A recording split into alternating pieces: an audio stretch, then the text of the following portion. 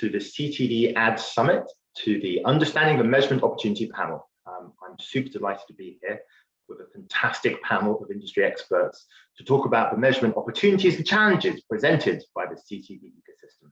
My name is John Watts. I'm the Managing Director of the Coalition for Innovative Media Measurement, part of the Advertising Research Foundation, a neutral, non-partisan, pan-industry initiative focused on advancing the cause of innovation and good practice in measurement metrics and data across the TV and wider advertising ecosystem. I'm super delighted to be here, especially given the quality and caliber of our fantastic panel. So we're going to debate and discuss the role of CTVs in supporting and enhancing measurement. We'll look at both the opportunities they present and also some of the challenges along the way. Let's dive straight in and get our panel introduced. Jessica, let's start with you. Tell us a bit about your role at Innovid and give us a view on whether you see CTVs as more of an opportunity or as a challenge for TV measurement in the US. Hi, John. Thanks so much for having us here today. I'm Jessica Hogue. I'm the General Manager of Measurement and Industries at Innovid. And so my work kind of sits at the cross section of bringing measurement applications and capabilities to market in support of the marketer and the buy side. And I love a good challenge. Certainly the ecosystem is not without its challenges at the moment, but I do think that CTV is an incredible opportunity to reimagine television. It is television at the end of the day, right? We like to talk about the distinctions of CTV and addressable and linear, but at the end of the day, I think the power in connected TV to give us both scale and reach and the ability to connect with consumers in a different way. It's a digital medium in a lot of ways, presents a lot of opportunities. So looking forward to getting into what those challenges are and where we are today. But I think it's a phenomenal opportunity to really transform the state of television. Great to start our discussion with some excitement. Let's jump on. Brian, tell us a bit about your role at NBCU and then give us your view. Is this a challenge or an opportunity or both? All right. Hi, everyone. I'm Brian West. I oversee data and measurement strategy for NBCU from a content and general measurement perspective. My responsibilities are focused on supporting our content, our brand, and strategy teams. So I don't support ad sales measurement. Might make me a little bit of an outlier in this panel, but our team spans measurement operations and strategic functions. And our approach to measurement has always been to be cross-platform. So of course that entails CTV specifically. I would say CTV, to kind of play both sides of it, is both an opportunity and a challenge. I would say more data almost always creates more opportunity for us to address new use cases or answer questions that we haven't been able to address in the past. But the challenge is how we fit this into our existing knowledge, our existing solutions, or how we account for the various flaws or gaps or bias that exist in some of these data or the measurement solutions. I'm sure we'll spend a bunch of time on this panel talking about those things. Great, thanks, Brian. Let's jump straight along, and I'm delighted to welcome Megan from AT&T to the stage. Megan, tell us a bit about your role and then give us your view, challenge or opportunity or both. Absolutely. Thank you so much for having me. I am Megan Matlock, and I am the AVP of Paid Media at AT&T, and I oversee the paid media investment for all of our consumer products and services. So our postpaid wireless, prepaid wireless, Cricket Wireless, as well as AT&T Fiber. And I would say, like Jessica, Brian, it is definitely an opportunity. We are able to get very precise and specific with measurement when we're able to digitally deliver those impressions. But I think we've yet to see all of our media partners step up and offer sort of the privacy compliant data sets that we need to make sure that that happens holistically in the industry. Media partners serving impressions have to be able to provide data sets for third-party measurement and verification. And I think some are doing a great job, and some have an opportunity to continue to step up to really help drive the industry. Wonderful, thank you, Megan. And let's jump on to our next super executive, Nicole, representing the agency point of view. Nicole, tell us a bit about your role at Publicis and then give us your view from a buy-side perspective, challenge, opportunity, or both. I am Nicole Whitesel. I'm EVP of Advanced TV and Client Success. I focus primarily on thinking about and working with our largest clients on how they not only tackle the issues that exist within traditional TV, but also how is their investment changing and evolving to change for the consumption changes, right? And the differences of measurement and the things that we can get back. I think one of the things that's not surprising, as I agree with everyone else that is on the panel so far. I think depending on the way you're looking at it, it's both an opportunity and it's a challenge. I think when you look at CTV in a silo, it seems very easy to solve for it and very easy to measure it, because you do have all of these data signals that you can take into play and say, oh, look at all the different ways I can evaluate its performance. However, I still have a behemoth of investment that's sitting over here in my linear, and I'm trying to make decisions around how much do I have there versus how much do I have CTV, and how much do I have in data-driven linear, or even addressable, right? Like I have to look across all of the spectrum and understand the opportunity for me to not only get the lowest cost impression against an audience I care about, but also what's the most effective, right, against the things I care about from driving my business forward. So from that perspective, I think everything I'm going to add is very much the same as what everyone else has said. But I think within opportunity and challenge becomes, iron sharpening iron, and it of course it causes the industry to actually deliver something new, which I think is the great opportunity in front of all of us. Wonderful. Thank you, Nicole. Right, let's start by diving into the details. So it's pretty clear when we talk about CTVs that there are various different data sets which have applications across the measurement ecosystem. We've got ACR data, we've got ad server data, we've got streaming delivery data, which is increasingly being used. All of these different data sets have different qualities, they have different opportunities and use cases in some cases associated with them. Jessica, help us just to unpack the different data sets that are available across the ecosystem and give us a sense of what use cases pertain. I'm aware that's a big sprawling question, but let's see if we can summarize and drill down a bit.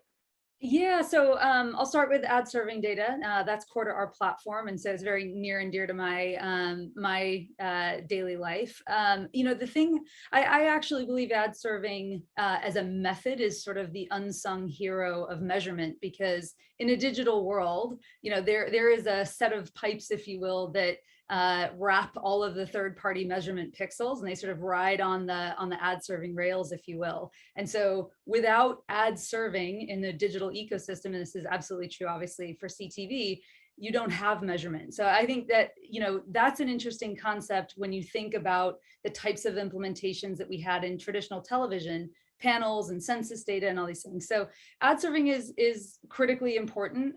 What you get in that neat package is all of the information about the creative itself, the dimensions, the format, the message, the sort of what, if you will, and then you get the where.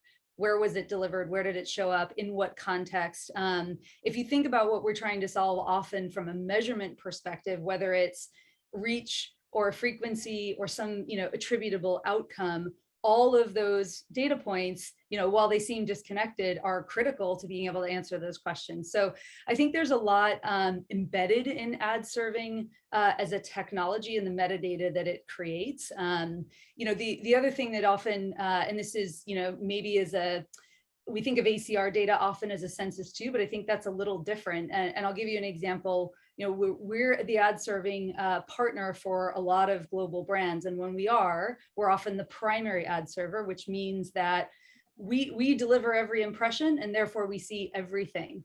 And that's not to be boastful, but it is to make the point that this notion of scale and accounting for every impression is kind of fundamental to answering those business questions. What we hear more and more is that, on the marketing side, they want the same impression that is being used to account for reach and exposure as being the same input that is going into outcome or attribution type metrics. And so I think there's some fundamental things there. Obviously ACR technology, and there are other experts on the call that should weigh in here. It also sort of gives us a fundamental sort of closer view of what is actually happening in the home. Where smart TVs are obviously enabled in the house to be able to collect that data, and so you get the same type of scale. But I think some of the stuff that I think we'll unpack on this call is there are also, those technologies are provided by manufacturers, and not every manufacturer has a device in every single household. And so we sort of get back to the notion of sampling, but it's just a completely different approach from a panel that is balanced. You then create this other sample of data that still needs to be balanced and calibrated. So, I think the new data sets that we have to work with in connected TV absolutely deliver on the need to achieve some of the, just knowing about the different behaviors that are that exist because of the fragmented nature of how we view in a connected TV environment. And that's a really important thing. And I think that's where we've seen some of the frailties in different types of television measurement. Wow, so that's a super comprehensive answer. Nicole, from an agency perspective, does that kind of give us the overview that fits with your experience of these kind of data sets? Anything to add? The only thing I would say is that we're seeing a full range of ways to tackle this, depending on like client sophistication, the length of experience that they have in really share shifting dollars to new channels, and then kind of the way that they're looking at different KPIs, right? If we have a CPG, client who doesn't have a direct relationship with a client and or with their, end consumer, they're looking at a lot of different types of KPIs that can be indicative of success for them. Versus, let's say we have a D2C brand that has a direct relationship with the customer and knows exactly what is actually happening with sales. The way that they tackle TV attribution and the measurement solutions that they either evaluate or end up using may not just be one, right? They may use a panel-based solution because they still, especially our CPG, clients, still have a significant amount of dollars within linear that they need to compare and contrast to what they're doing in CTV. So taking a digital-only approach for them misses a huge point of like how much inventory is out there that they're not evaluating the same way. So they might use two different solutions, right, to be able to understand what is the contribution that CTV is making, and then how does that contrast or compare to what I'm doing within linear. And so I think it's not a one-size-fits-all approach, and I definitely feel like there's opportunities to see areas of gray amongst that, depending on what the goals are from a client's perspective. And I guess where we have that kind of complexity, there's great opportunity, but also a job to be played to help buyers navigate through the different solutions and, as you say, the pros and cons. Brian, I'm guessing from a content measurement point of view, you may have a slightly different view. Obviously, ad server data is probably a bit less relevant to you. Yeah, I mean, look, I don't think it'll surprise you that our company works with all of these different types of data, and our team has been focused for years on how do we bring together a variety of different data sets or measurement providers that can help us address the questions that we need. It's been a really long time since I, and I'm guessing any of us, have been in a role where we rely on any one data set to help us do our jobs. I think the biggest opportunity, and this kind of picks up what Jessica and Nicole were saying, the biggest opportunity I see with the CTV data is the granularity that it brings us, combined with a look at how our content fares beyond our walls. What I would say is, like, we spent, I've spent a lot of time in several different roles, really focused on the cross-platform view that was about adding it up, getting to the total amount of content viewership, and simply having an accurate number of minutes or reach for a particular title. And what I'd say is, while we're not maybe totally done with that, I'm not ready to check it off the list completely, we've moved on to a number of more granular use cases that get into how we break down our viewership. How do we follow viewers across platforms? How do we understand audience segments that we can go out and reach with our marketing and so on? So, we use ACR data, we use ad server data, we use video delivery data, and those all each kind of have their own operational use cases, but I see a big opportunity to use those more strategically, but it relies on us to work toward making better connections between those data sets and kind of knocking down some of the walls that exist there. Megan, anything to add? We've heard a lot. From your point of view, do you broadly agree with what's been said? I do, you know, I think all of these data sets have a specific role, and you have to figure out how those come together and where you prioritize the role that they play, because ultimately, when you think about the use cases that this data is actually providing, it really comes into not only just measurement and how are you measuring the effectiveness and the attribution, but it also now starts to play a role in how you start audience targeting and how you start media planning and some of the investment decisions that you need to start to make. And so it's really important that you are looking at the whole picture as best as you possibly can to be able to make some of those really critical decisions, because at the end of the day, we're all tasked, or I'm tasked with growing my business and finding consumers where they are consuming media. So Megan, let's stick with you for a moment and talk about one of the obvious challenges that everyone in the industry had to grapple with, and that's about the incomplete supply of data across the ecosystem. So specifically, when we think about ACR data, we have a few platform operators like Vizio who do license data to support certain measurement use cases, but many of the other smart TV manufacturers are not really licensing data in the same way to make it available. How big a problem is that, and how solvable is it?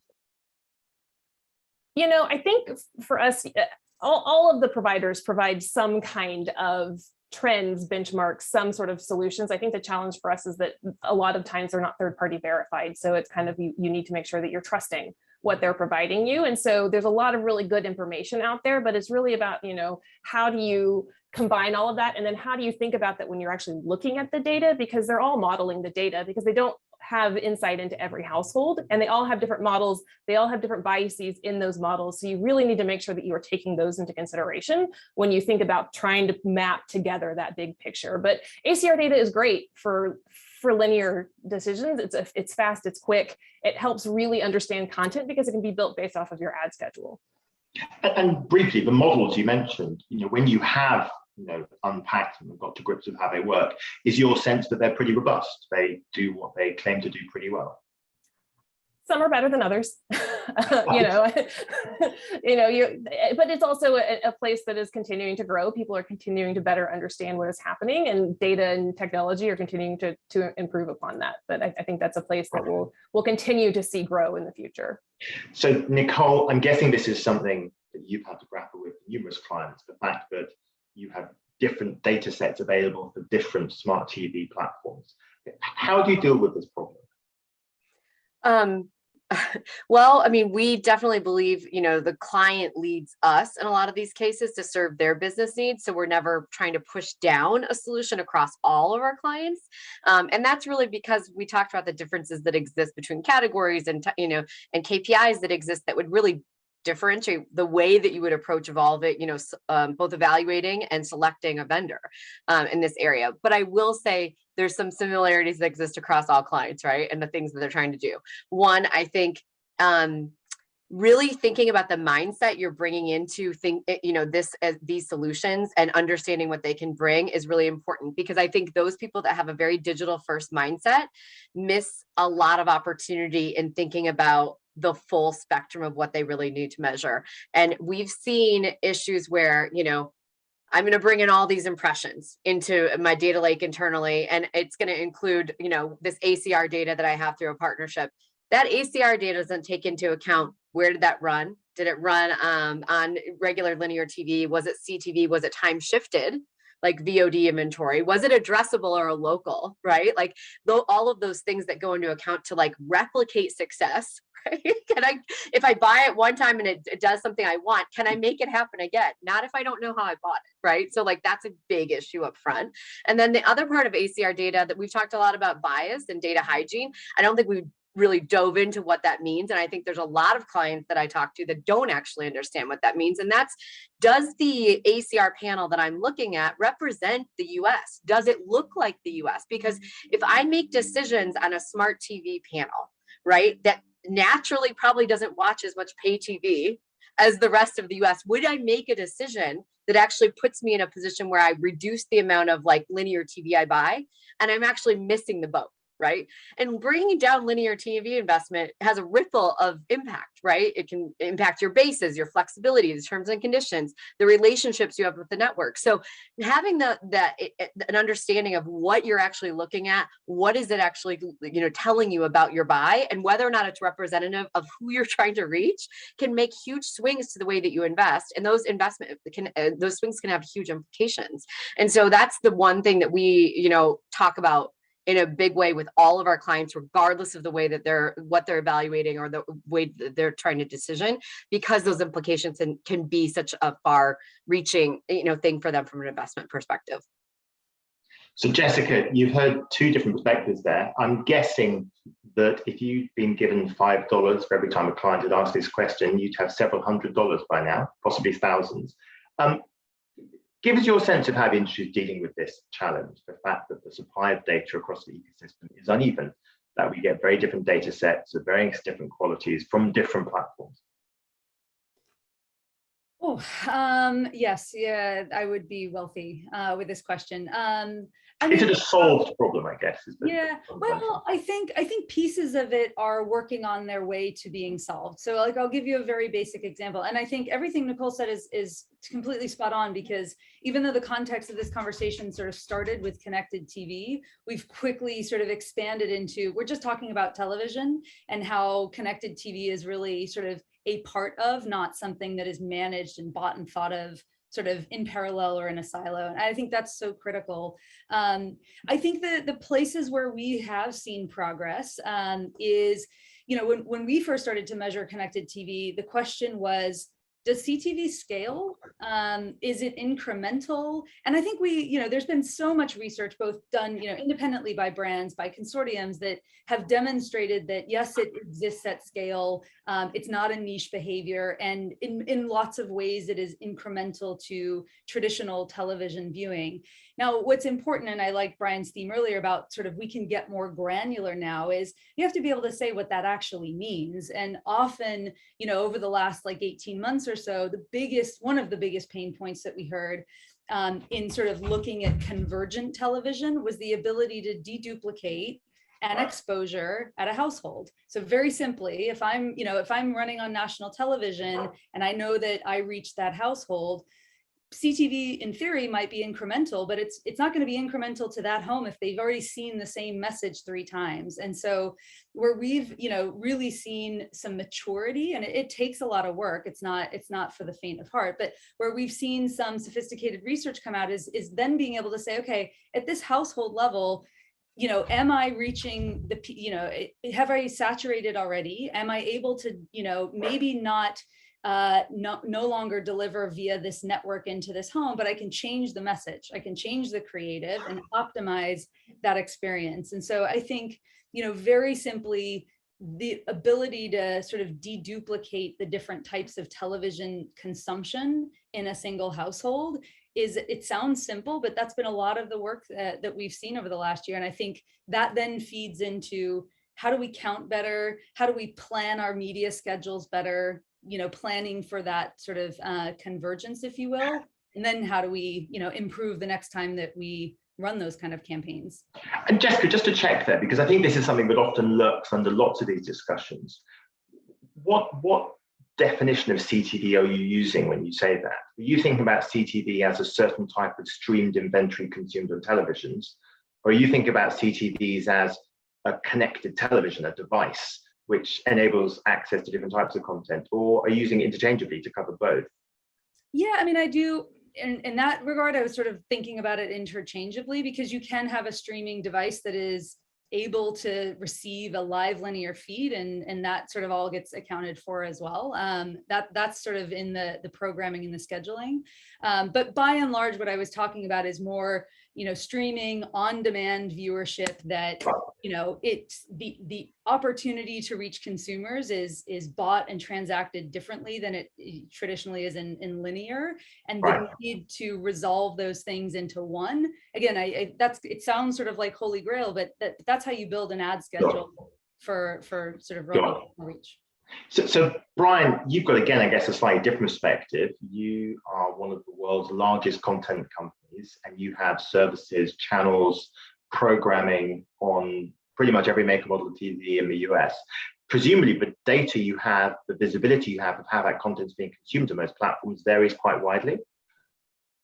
Yeah, it definitely does. I was thinking about this, that the challenges we see kind of fall into two different categories. One is, around data completeness, and the other is around data bias. And Nicole already covered bias at length, so I don't think I have anything more to add on that. But on the completeness point, what I was going to say is, one of the biggest challenges we have around CTV data sets in general, or maybe just data sets in general, we're often having to make a choice between whether the input data sets here offer us competitive visibility, right? Like ACR data does, although that's limited almost entirely to linear, or do they include streaming, which is something that we can get through streaming delivery or ad server data, but that's usually only for us. So the solution to that almost certainly is bringing together the different players in this space and trying to find a way for us to chart a path forward together. And we think it's totally possible. We've already done some of that with some of our partners. What I've found is when we bring, partner A and partner B to the table and say, okay, we need you to work together, the first answer is usually we can't do a deal, right? We can't do all these things together. And then we have to sort of peel back and say, okay, well, maybe you can't do everything, but let's identify 1 or 2 or 3 use cases and find the things that we can do. And those are areas where we've had some success. I think ultimately the way that we're going to sort of solve some of these challenges around data completeness is to actually work together. And so I'm happy to be a voice advocating for bringing together both our current and potential future measurement partners.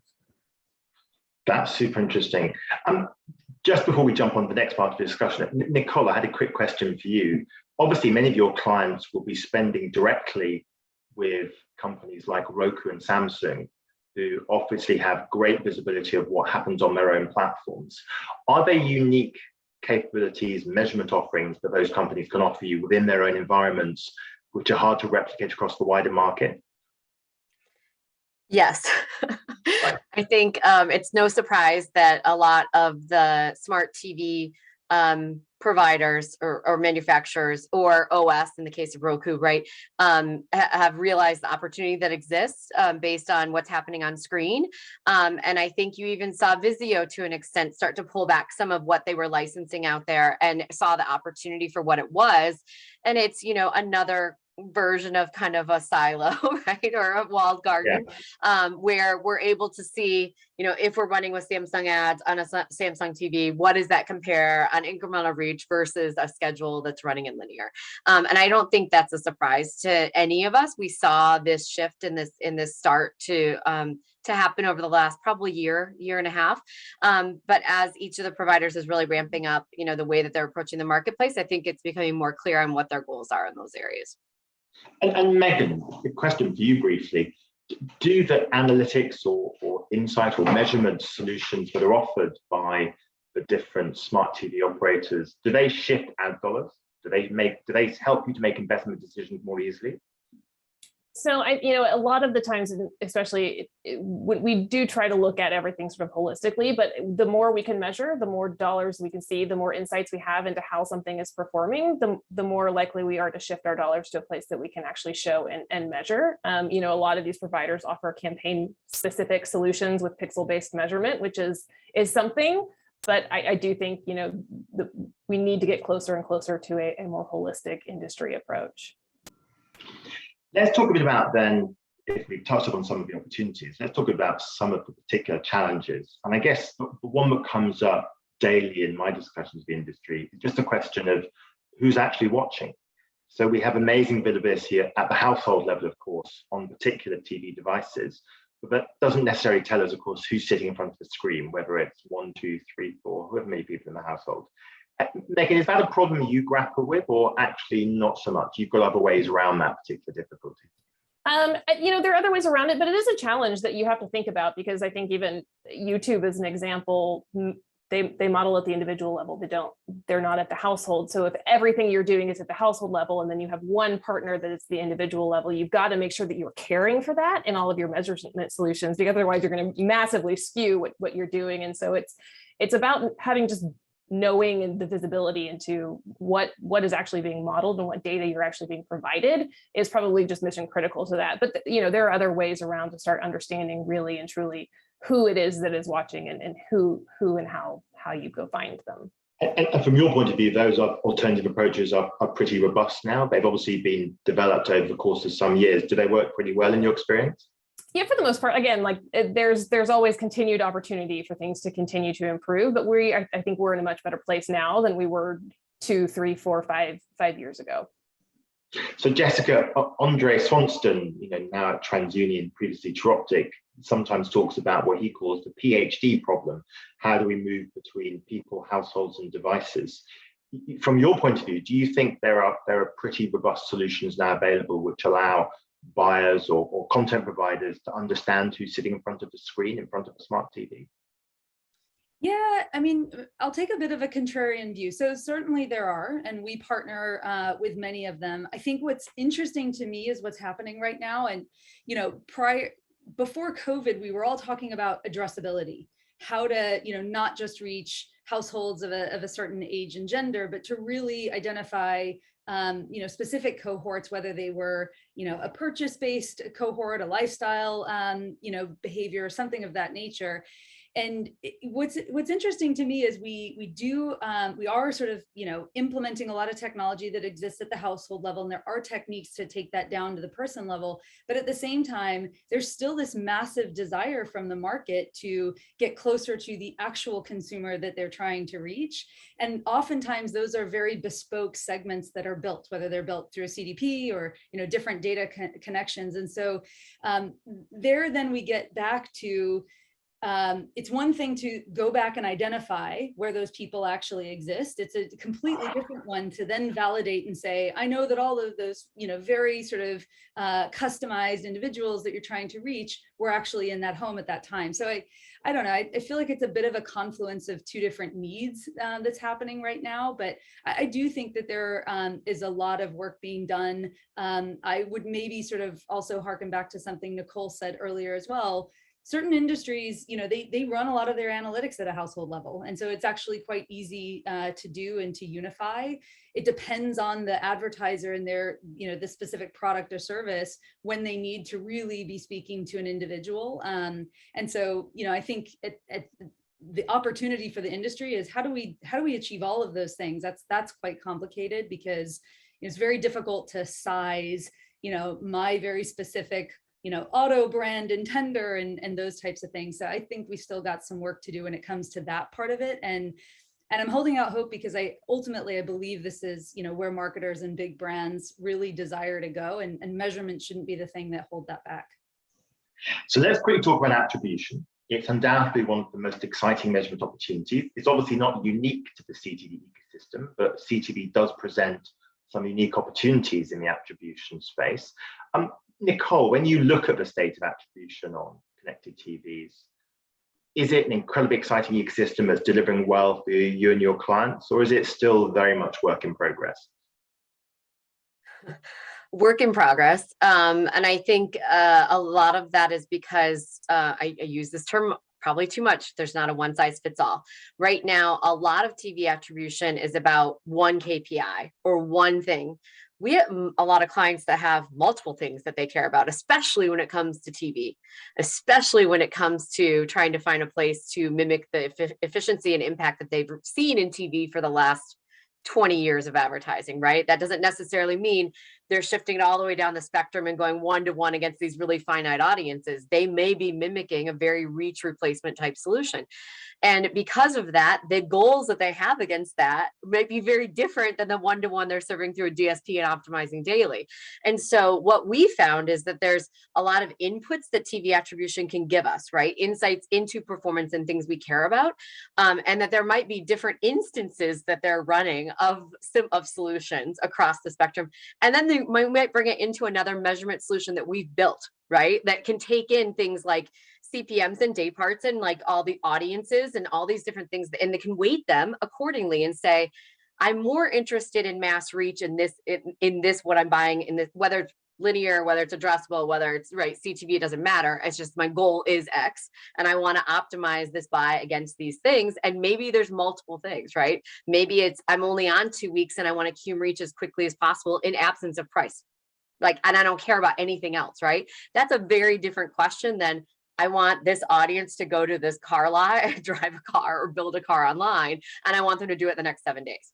That's very, very different, right? And so that can show you the different levers and the way that you can use TV attribution or the inputs from it in different ways to get you a better solution towards your holistic or your portfolio of the way you buy and the way that you allocate your inventory.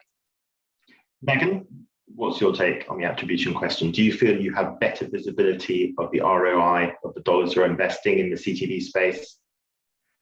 I think it goes back to the exposure into the conversation that we've sort of been having. I think we're still in the early stages of really being able to get all of the data that we need from the streaming ecosystem to actually really be able to handle attribution at scale. Whereas I think we've all had a lot of time and energy on sort of the linear space. And so because we think about this as a holistic investment, we don't think about our linear versus our digital investment. We think about video and how people are consuming video. We've got to be able to actually have both to be able to make attribution work for us, because we have to buy both of those types of impressions. And we need to be thinking about our overarching reach frequency and what that optimally looks like across all of our video investment. So I think as a whole, there's a lot more that needs to be done to really truly be able to get there. And there's a lot of testing and learning that we need to do as an industry to get there. We are running horribly short of time, and I'm desperate to get you all thinking quickly about the future, but I'm going to ask Brian and Jessica quickly to comment on the attribution question before we sum up. Brian, as a content provider, what's your take? Yeah, I mean, look, I think it's a work in progress that we are getting value out of today, right? We're somewhere between the start and the end of this journey. Attribution measurement is a huge use case for our team. We've partnered with our partners at VideoAmp to help create a customized attribution measurement solution. And what was really important to us is that we bring together linear and digital advertising and linear and digital content exposure so that we can understand the effectiveness of our marketing campaigns. And fortunately, thanks to the efforts of our partners at VideoAmp and the others who are involved, while there are still a lot of advertising partners we want to see enter this attribution measurement ecosystem, we do have several partners that with significant presence in the attribution, in the CTV space, who are now part of our measurement, including Google and Amazon. So there are several others who we're not yet working with, and we'd be happy to work with them, but making significant progress there. Jessica, quick words from the attribution question before we talk quickly about the world 3 years from now. I actually think it's, yes, I think there's quite a lot of progress. I think what we're starting to see is, the performance arm of big, what have been traditionally big brand advertisers have grown up with, CTV attribution like capabilities. And you're starting to see that permeate into a holistic strategy. But the types of things that we're seeing in market today kind of run the gamut of stringing together lots of KPIs and not just being able to use them as inputs, but also optimizing whether it's within 7 days, 14 days, what have you. So we think that there's a ton of great work happening on this side. And I think it really goes to show that CTV is a cookieless environment. There are a lot of things that we can, we live a lot of our lives online, and there's a lot that we can harness. So I think there's a lot of great work, and I think it will continue to show us what's possible inside of a broader TV definition.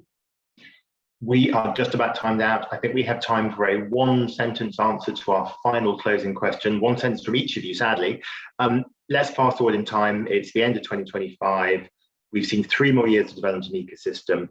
Nicole, what's going to look most different? What big changes would you expect to see 3 years from now? I think that there'll be more opportunity for people to buy in different ways based on the data that they have, right? And right now there's kind of more of a one size fits all. Great, okay. Jessica, 2025, what do you expect to see? We will call it video. It'll all be connected. It will be interconnected, and we'll think of it as, we'll take the best of what we've seen as possible in connected and digital mediums, and we'll infuse that into a broader television ecosystem. This is a super optimistic panel. I love it. Brian? I will say, I'll continue the optimistic streak and say, I think we're gonna see more work connecting persons level data, as we were discussing a little while ago, so that we can look at broader use cases like co-viewing, or for us on the content side, measuring viewer journey between content or across platforms. And then the second thing I would say is I really hope that we will see a tighter integration between linear TV and streaming data.